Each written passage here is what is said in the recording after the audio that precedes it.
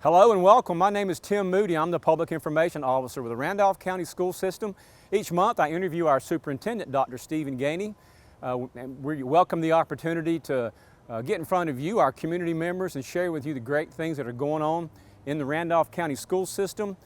This month we have traveled out to Randolph Early College High School on the campus of Randolph Community College.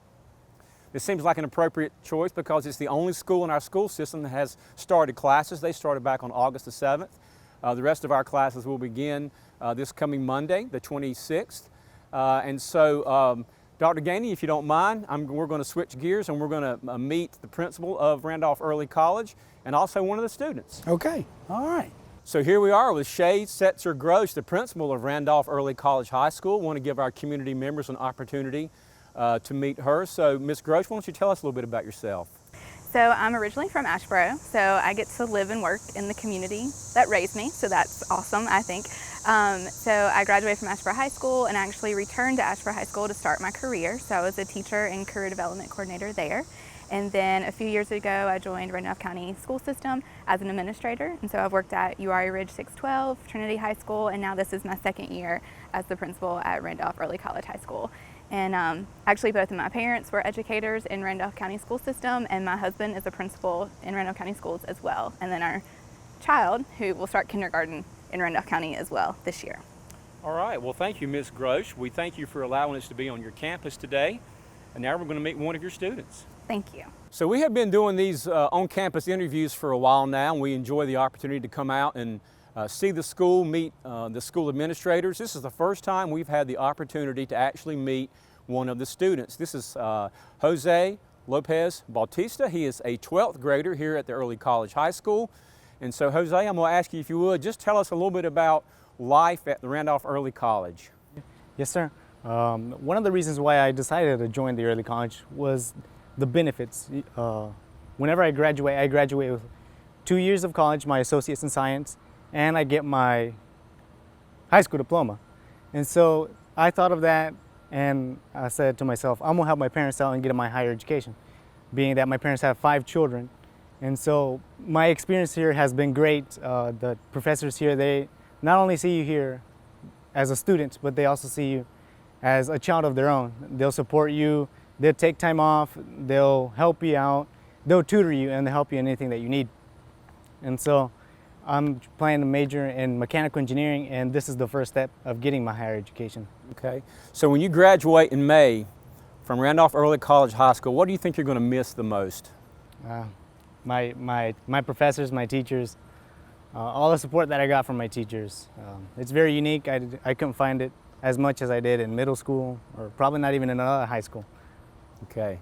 Well, Jose, thank you so much. It's great to meet you. I wish you the best. Hope you have a great school year and good luck in everything that you do. Thank you very much. So as I mentioned earlier, classes have already started here at Randolph Early College High School, and we've got classes taking place all around us as we conduct this interview, but we were able to find an empty classroom. So Ms. Gross, I wanted to give you the opportunity just to tell us a little bit about Randolph Early College High School. So RCSS is actually part of the Cooperative Innovative High Schools in North Carolina. So we're very different than other early college programs who utilize career and college promise classes for students to take classes their junior and senior year. What's so great about our program is that students actually come in their freshman year and they begin college classes that first semester of freshman year. So this week our freshmen have embarked on classes out on RCC's campus. So really and truly, if students do what they're supposed to do, stay on track, then they actually graduate with their 2-year degree and their high school diploma, and they actually will do an RCC graduation actually before their high school graduation. Right. Well, thank you so much. This has been great. We hope that you have a wonderful school year. We wish you the best of luck. Also to you, Jose, we wish the same. And you will, I know you've got work to do, so we're going to let you go back to work, and Dr. Gainey and I are going to finish our interview. Thank you very much. All right, much. thank you. So Dr. Gainey, as I mentioned earlier, classes for the early college began back on August the 7th, but for our other 30 schools, classes start this coming Monday, August the 26th. It's been a great summer, great school year ahead of us. Just what are your thoughts as we move into a new school year? Well, we're anticipating about 16,000 students, and just really looking to continue to get better as a school system. There'll be a lot of excitement on Monday morning, August 26th. The kids will come back, the roads will fill up with buses and student drivers and parent drivers bringing children to school, and it'll just be an exciting day all the way around, and then look forward to a great school year. One of the things it's very easy to talk about this school system and talk about the staff in this school system and talk about the students in this school system and then the surrounding community. We have a lot of community support for all of our schools, so just looking forward to another great year and looking forward to taking another step toward getting better as a school system. So it is a new school year, but for a moment I want to talk about an initiative that was actually introduced last school year, and that is the Learn Randolph program. Can you tell us about that? Well, Learn Randolph is one of our exciting new initiatives. It actually started last year. It's really, when you look at it, it's really an online academy, and it's accessible by kids all over the system. We had over 250 students use seats in our academy last year. A couple courses we taught were like English 3, English 4 at high school level, personal finance. We're adding 14 more courses to our course catalog this year, so very excited to see where this program goes. We're going to start expanding it to the middle school level. We will offer Spanish 1 in some middle schools this year and through this program as a pilot program. But we're just very excited, and kind of when you think about this program, not only will it give our kids more opportunities and maybe a chance to take a 5th course in a semester at the high school level, or they may need to catch up on a course they may be behind on graduation credits, or they may want to get ahead, but also it's going to be an opportunity to have a flexible, non-traditional educational program for students, and we're literally looking to see if we can, some of the students we've lost over time who didn't want our traditional environment, we're hoping we can get some of those children back.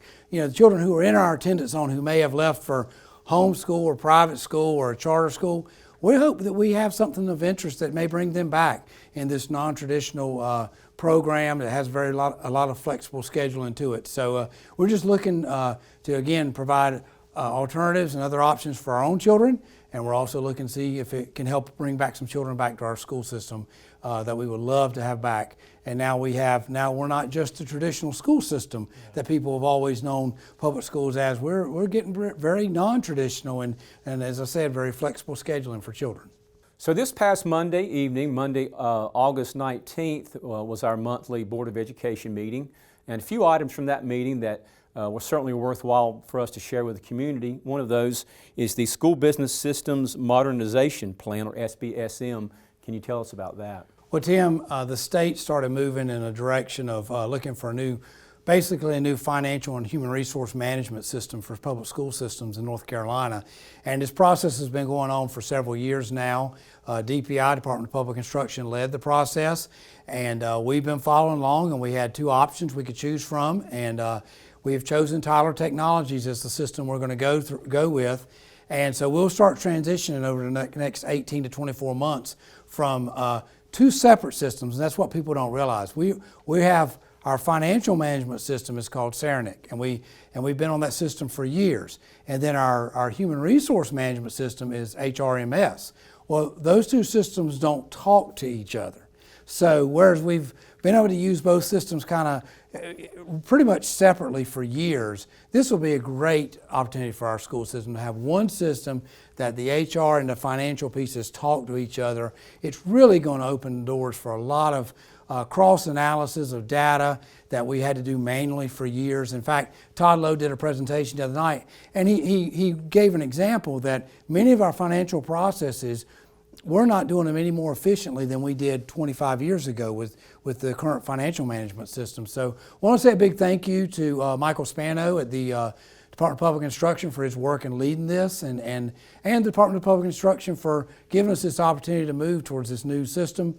Again, we had 2 options. We chose Tyler Technologies, and DPI has provided some support here as far as the transition time and the cost during the transition. So looking forward to that, because people forget that, we're a school system, but we have a huge business component. We are a large business. We're the #1 employer, largest employer in this county.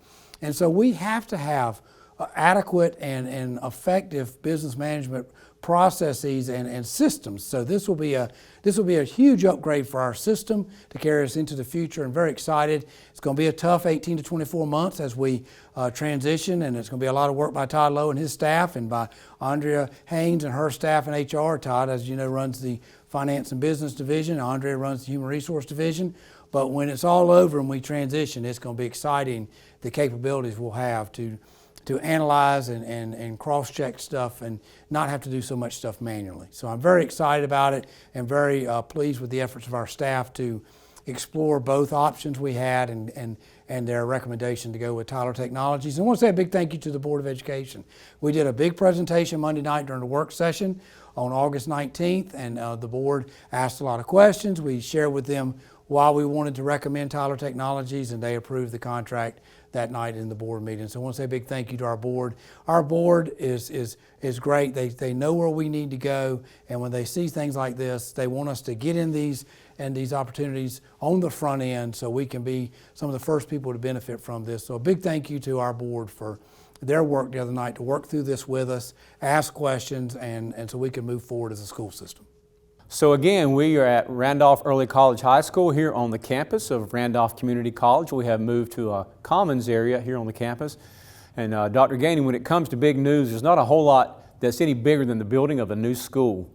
We've been talking about it for a while now, and there was some updates at this past Monday's Board of Education meeting. Give you a chance to share that. Well, I was excited during my opening comments at the beginning of the board meeting. I was able to announce we are going to have a groundbreaking ceremony on September 15. That is a Sunday at 2 o'clock for the new middle school. The name of the new middle school we've mentioned previously is Trinity Middle School. I'm just so excited about the community about this school because they've waited a long time, and they've made the 6th grade center at Braxton Craven School and 7th and 8th grade school at RCSS Trinity Middle School worked for a long time, since 1996 to be exact, summer of 96. And you know, I tell people I've never heard anybody up there complain about having a 6th grade and then 7th and 8th grade. They just made it work. Their kids made it work, the staff made it work, and the community made it work. And here we are, they're getting ready to get a brand new school that will lead to a 6th, 7th, 8th grade school, Trinity Middle School. We will reset Archdale Trinity Middle School as grades 6, 7, and 8. Archdale Trinity Middle will feed Wheatmore. Trinity Middle School, the new one, will feed Trinity High School. So I'm just excited for the community, and couldn't say thank you enough to them for their patience and their efforts to make the previous plan work. It was a great plan. It was a great plan by the leaders at that time to make it work all this time, but it has been a long time we've been working on this, because I want to say one of the first formal presentations I did on this was my 3rd year, and now I'm starting my 7th year. But it's taken time, but our commissioners have stuck with it, our Board of Education stuck with it, and a well-deserved result for that community. So I can't wait to September 15th, and I can't wait to start seeing the land be cleared and the school go up. And if anybody wants to see what it's going to look like, if they'll go look at Dixon Middle School and Onslow County Schools in the eastern part of the state, it will be built just like that school, a little smaller version, but it will be built off that model. So very excited to see the results of this project. So Dr. Gainey, it's obvious that our communications culture is changing, it seems like by the minute, and it's important for schools like anyone else to keep up with communications technology, and we try to do that. We've had some initiatives that we've rolled out several years ago, and we continue to enhance those. I think it might be worthwhile if you want to give the community an update on just what we're doing communications-wise. Well, Tim, I think back to the summer of 2013. Walked in, we didn't have a public information officer, so we worked on that. The board got behind that. They said, go do what you need to do in this area. And the big idea was how much we need to get our school system out there. We have great kids, great staff, great community. Let's make sure everybody knows about the Randolph County school system. So first job was to get you on board, and you came in December 2013. And from there, we've just, I kind of say we've been dreaming along the way. We have regularly scheduled monthly media meetings where the media is invited in to talk to us about our school system. Anything we share in those meetings, leadership team, you're in there, is free game for the media. We've worked very hard with the news stations and the newspapers, particularly the Archdale Trinity News and the Courier Tribune. When they've asked for information, we've provided it. But we try to build that relationship with everybody. We early on in the fall of 2013, we engaged with Randolph Communications, and we've been doing a monthly video since that time. All this time, we've changed it over time, but we've now picked up Zoo Radio. We do a monthly radio recording with them, or we're actually live on the radio with Zoo Radio. Excited about that. And we've also been watching the great world of social media. And I attribute this to your great work. We've been careful where we've gone. but we also know we got to get our story out there. So I can't even remember how many years back, but when you and I started, we didn't have Facebook, we didn't have Twitter, and our web page, we were very concerned. So we've had Twitter and Facebook at the school system level. We've had Twitter at the school level for probably 5 years now, I guess it is. Last year we had Instagram at the school system level. This year we're adding Instagram at the school level. They're excited. We redid our webpage, went to a new provider, about 5 years ago maybe, and things were turning up. We liked it, but then we've run into this little snag where our webpage didn't interact well with mobile devices. And so we talked to our web provider, and so we're now in the process of upgrading our web pages. It's going to start with our school system and then later our schools this fall, with the idea of having better web or better access to mobile devices for our web pages. So just excited. You know, there's always more we could do, but we also have to be cognizant of the fact that the schools, the principals have their hands full and their staff with what their number one job is teaching and learning. But we can't lose sight of the great things our kids and staff are doing. We've got to tell our story and get it out there, and our principals have responded. People don't realize we have a requirement of one good news story a month that's being sent to you from each school. And so we just want to make sure we're telling our story, and I'm really proud of the efforts of everybody.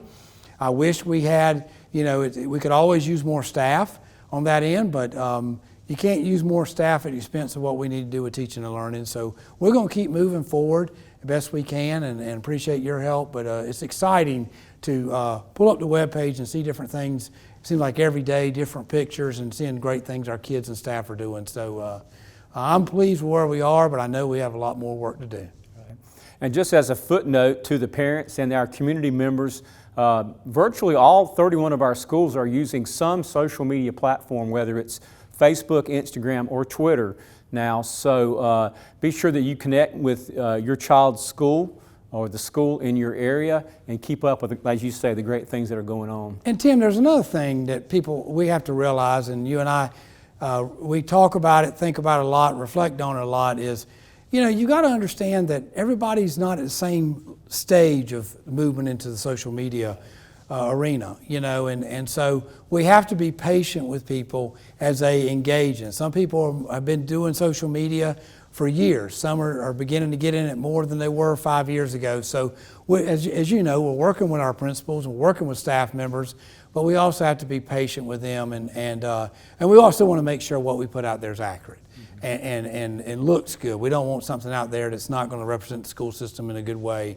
because maybe, even with the webpage, we don't want, misspellings and all. So it takes time to get this stuff right, but I really believe that the work that's been done in our school system is only going to help us in the future as we continue to showcase what is a great school system full of great kids, great staff, and great surrounding community, great parents. It's, I can't imagine, I just can't imagine. Sometimes I think about what's happened the last 6 years with me, and I just pinch myself of just the opportunity to be here with the people that are here. And then, like I say, when I watch what you put out there on social media and other people do, it just makes me really excited to see all this stuff happening for our kids and our community. All right, so then Dr. Gainey, let's wrap it up. We talked earlier that Monday, August 26th, first day of school. Summer went by fast. A lot of work has been done to get ready. Going to give you a chance now just to speak out to students, teachers, administrators, parents, family members, and community members. What's in store for the 2019-2020 school year? Well, anytime, Tim, we bring 16,000 kids together, and all the staff and all the parents and all the community members, there's an opportunity for great things. And I just want to say thank you to all the teachers and all the students and all the parents for continuing to support our school system and being involved in our school system. And we've talked to our principals and sister principals and central service leaders a couple weeks ago on August the 7th about what would be our goal moving forward. And we've worked on several things over time. We've shown improvement in some areas. We have other areas that we've not shown improvement in, but we feel like as a school system we're continuing to get better. And it's not really comparing ourselves to other school systems. It's comparing ourselves to ourselves. Where have we been in the past versus where are we now? And one of the things that came out in the discussions was, let's quit looking for some magical goal, because there's been a goal on the sign in front of our central office for years.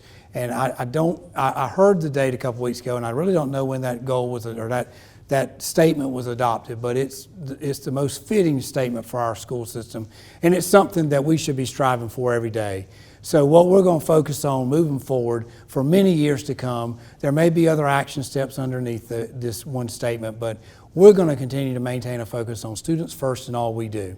Because if we keep a focus on that, then everything else as a school system we work on falls right up under there. Students first in all we do means we're getting the best staff we can, we're getting the best resources we can, we're using our budgets best we can, and we're building those relationships with everybody that we need to provide ultimate support for our school system. So as we move forward, Tim, we're going to continue to keep that focus on students first in all we do. We're going to have a great year. Anytime you get to see these kids come on campuses, you know it's going to be a great time, and watching them grow and watching them go from elementary to middle to high and then graduate with options for their future. That's exciting. And I heard somebody recently talk about, I was at a Hall of Fame event for the Athletic Association of North Carolina, and somebody referenced this coach who has had opportunity to see the future, and I've always thought, what better profession than this? We get to see the future of this country.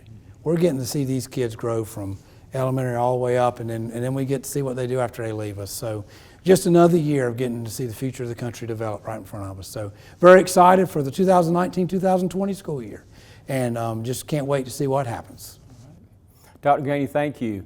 Thank you again to Randolph Communications for working with us on these videos each month. Thank you to Principal Shay Setzer-Grosh and her great staff here at Randolph Early College High School. It's going to be another great school year, and we look forward to seeing you again next month in September, and students first in all we do.